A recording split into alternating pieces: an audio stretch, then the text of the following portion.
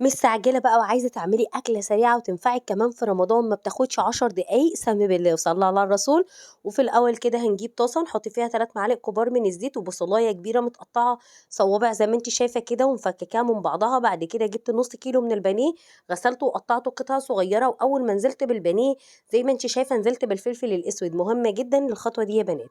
بعد كده بابتدي إن أنا أقلّبها كده لمّا بتشد شوية من تحت. عايزة أقول لكم ما بتاخدش وقت خالص. بعد كده بانزل بقى بالبهارات، نزلت ب7 بهارات وبهارات الشاورما وكركم والملح، بس كده. قلّبي بقى وسيبيها تستوي، ولسه هاضيف لها شوية إضافات تانية بس بسيطة، وعجبتني جدًا إن هي ما فيهاش أي افتكاسة. قطّعت لها بقى قرن فلفل وطماطماية بالشكل ده كده أو قطّعيهم مكعبات زي ما أنتِ عايزة. بعد كده كمان حطيت بقى معلقة من دبس الرمان، ولو ما عندكيش دبس رمان استبدليه بنُص ليمونة. هاسيب لِك التطبيق المجاني اللي باجيب كل الأفكار دي من عليه في أول كومنت تحت الفيديو، وما تنسيش بقى تجربي الطريقة دي وتقولي لي إيه رأيِك فيها. بجد جنب شوية بطاطس وتومية وشوية عيش كده خطيرة.